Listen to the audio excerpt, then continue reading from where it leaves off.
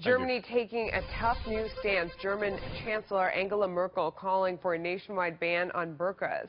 During a speech at her political party's conference, Merkel telling the crowd, quote, "The full veil should be forbidden wherever legally possible."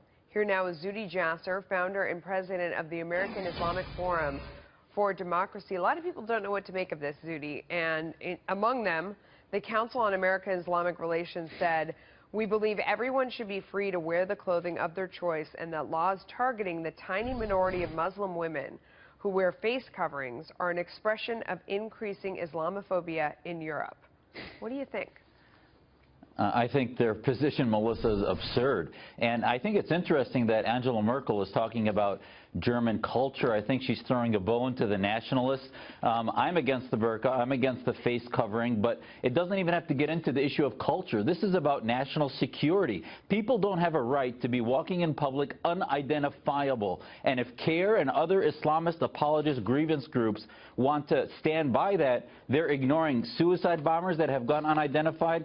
They're ignoring national security and using religious freedom as a shield to not deal with the problem of radicalization. And by the way, the burqa lobby is not huge. I think Merkel is just throwing a bone. She's not really approaching the real issue, which is her national fratricide with the million immigrants that have come in that they don't know how to deal with. So I'm not sure that she's exactly changing her primary problem, which is the elephant in the room. Do you think she's making it about security? I mean, that's what it's about for the most part in other spots, right? Is the idea that if you totally obscure your face, I mean, it's kind of like there's a law in the U.S. about protesting and wearing a full mask so that your face can't be identified in any way.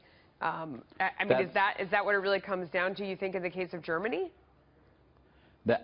I think that's what she should make it about. It's more rational, because if she's going to talk about German culture, where was she when she let 1 million people in that 20–30% have sympathies for ISIS, seem to be Islamist, and don't accept any of the rest of it, and are not going to assimilate into German culture. So if she really cares about German culture, she should have been making that argument months, if not years ago. Yeah. But now she should be talking about national security, because, as you said, the Supreme Court, even in America, doesn't stand by what CARE is talking about. You can't have demonstrations with masks where security can't tell who's doing what. When you're in public, you don't have a right to be shielded from identification so that police and others can tell who you are if you commit an act of crime. Why is it not a religious freedom, though, Zuhdi? I mean, for people who feel that if you set security aside, I mean, if this is the way that they want to observe their religion, why isn't it not imposing on that? Well, that's a great question, because, listen, I think we have to be careful what we're talking about. The burqa includes not only the face covering, but the entire body covering. I think the government should have nothing to do with what we choose to wear personally.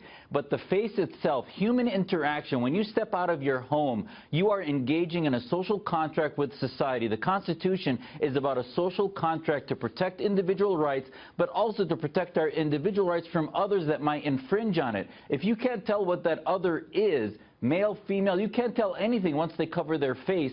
That is not constitutional. I believe that then becomes a major, not only security issue, but it's not human. It's not a human interaction to have some unknown person interacting with you that you can't engage on an individual, identifiable basis. Interesting conversation. Zuhdi, thank you as always. We appreciate your time.